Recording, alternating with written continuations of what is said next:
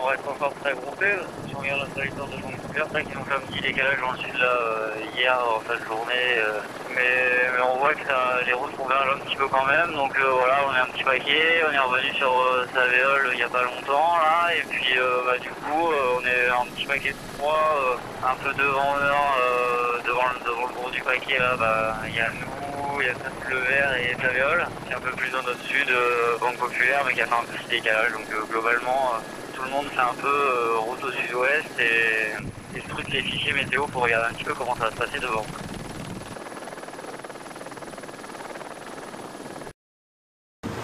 Le double en fait quand t'es pas de car, finalement soit tu dors, soit tu fais la nage, soit tu manges, soit tu bricoles ce qu'il y a à bricoler et finalement t'écris 2-3 mails et voilà, le temps passe assez vite donc pas le temps de lire des livres, plus finalement le temps en solitaire.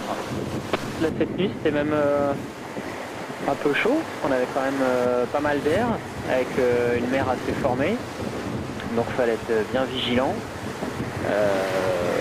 C'était assez, je dirais que c'était assez usant cette nuit, parce que fallait être très concentré. Bon, c'était sympa parce que ça allait hyper vite, mais il fallait quand même être hyper concentré, donc des heures et des heures et des heures comme ça. Et ouais. Au final, on est bien fatigué. Le plus dur, c'est le soleil. C'est-à-dire, encore, là, on n'a pas fini, on a eu de l'air encore, mais quand il commence à avoir du petit temps, tu vois, entre 6 et 10 nœuds de vent et l'après-midi au plein soleil, je crois que c'est ça le plus dur.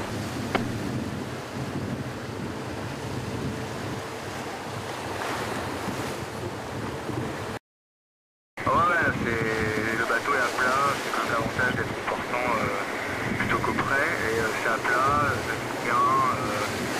La nuit dernière, il y avait plus de 32, donc là ça mouillait un peu, ça montait un peu sur le pont, dans le cockpit et tout.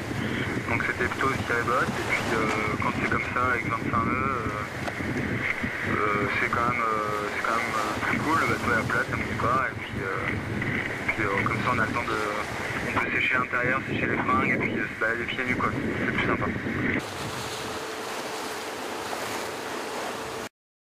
Cette échéance-là et à mon avis d'ailleurs le dernier coup de Trafalgar a passé avant Saint-Marc, il y a eu Lisbonne et puis ce passage-là qui aura lieu qui va être difficile la journée du 2 là. Et après on va récupérer des alizés pour tailler sur Saint-Marc qui vont se mettre en place progressivement. Et donc sur les fichiers, tout ça, tout la flotte va un peu s'éparpiller. Et après ça sera figé, donc après on réglera le bateau en mettant le nez sur Saint-Marc, plus ou moins. Et on pourra plus revenir dans le sud ou monter dans le nord, faire quoi que ce soit. On va tous travailler à placement des bateaux pour une sortie du merdier dans la journée du 2 quoi.